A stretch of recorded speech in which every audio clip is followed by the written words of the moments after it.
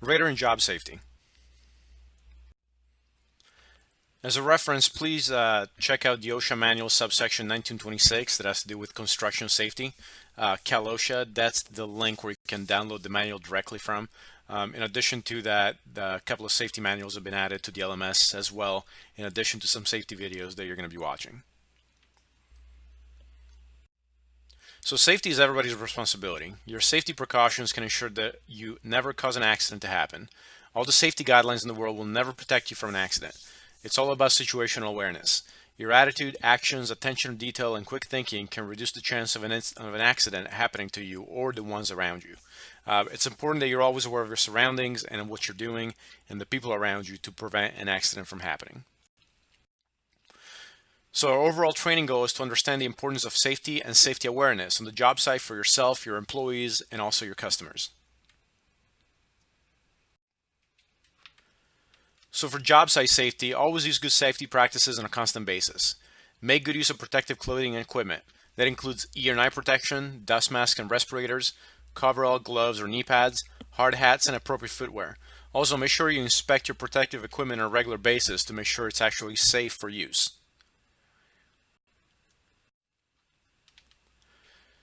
As far as heat exhaustion and heat stroke, those are very important things to talk about.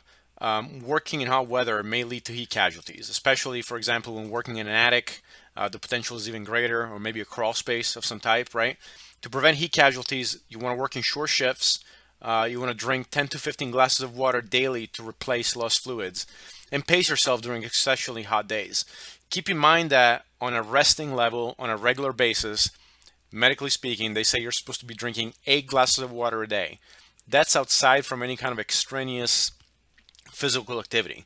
So when you start working in extremely hot areas like an attic in the middle of the summer, or a crawl space, or a basement, or something like that, that 8 glasses a day is not going to do anything for you. When you feel thirsty, you're already dehydrated. You want to be able to intake water on a regular basis at regular intervals without feeling thirsty. Like it said, if you only drink when you're thirsty, that means your body's already dehydrated, and that's why you're feeling thirsty to begin with.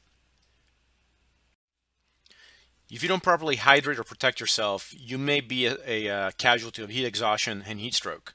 Now, these are some of the symptoms that you can experience in yourself and see in others. So your skin is either hot and dry or cold and clammy. You have a very fast pulse. You have headache. You have dizziness. You feel nauseated or you're going to vomit.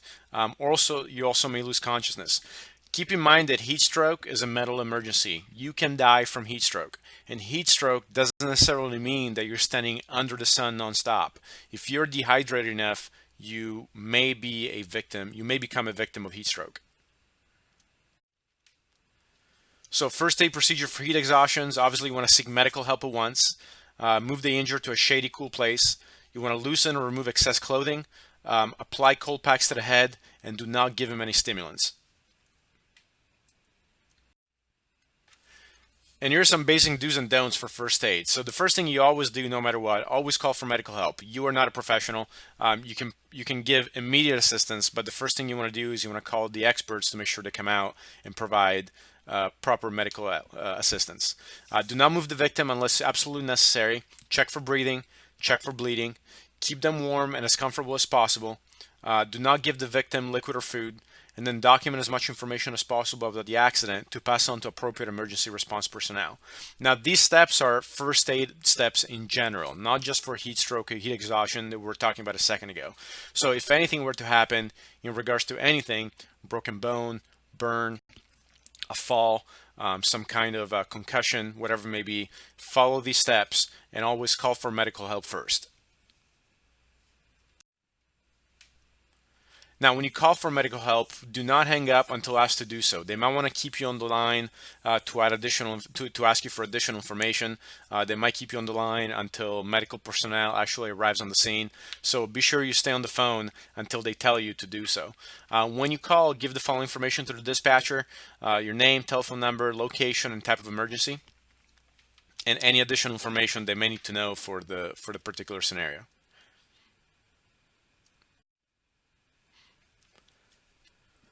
So when it comes to safety, also keep in mind safety in a customer's home. Remember, you are the guest in a customer's home. So keep this in consideration when it comes to the safety of your customer. Keep hazards outside of the house. Think of what hazards might be inside of the house. Do you have potential dirty clothing and equipment?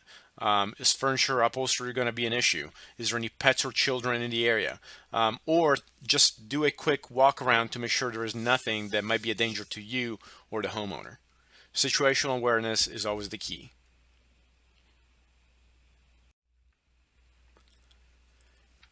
And in regards to safety in the home, ladders are a big portion of that as well, right? So don't leave the ladders against the wall.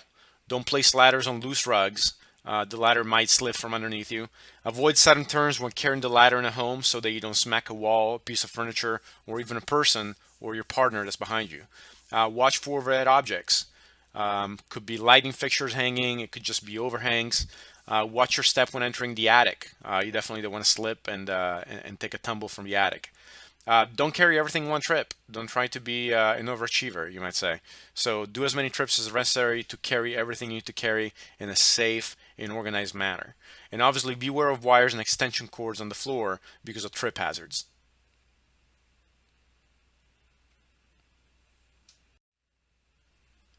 Now, when working in an attic, you got to take extra care, obviously, because there are additional variables that wouldn't be present inside the house.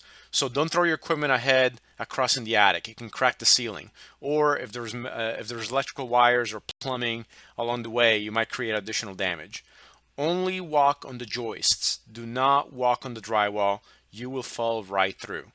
Uh, don't try to balance without 4 points of contact. So as you're walking on the joist, don't just try to balance yourself on the joist. Ideally, you should be on your hands and knees with 4 points of contacts. Left knee, left hand, right hand. Because remember, crawling is not only okay, it's smart. With 4 points of contact, you're going to have the best chance of remaining uninjured and not breaking or falling onto anything. Per OSHA requirements, ladders are supposed to extend 2 feet past the attic access into the attic. So don't bring your 4 foot ladder and then just hoist yourself up into the attic because you want to save time. And a proper ladder is supposed to extend 2 feet past the attic access into the attic so you can safely climb into the attic. And then be careful of knob and tube or other types of exposed wiring. You're not going to run into that in new construction homes, but if you're going to be dealing in alterations and additions, there is a chance that you're going to run into knob and tube wiring from older construction within the home. Keep in mind that knob and tube wiring is very dangerous because if it's live, you might be electrocuted by touching it, depending on the condition of it. So be sure that you know where you're working around, and if you're not sure, don't touch it. You might have to get an electrician to identify whether the wiring is live or not. So when in doubt, don't mess with it. And as usual, if you have any questions about the presentation or anything that we talked about so far, feel free to contact us through the messaging system, an email, or give us a call.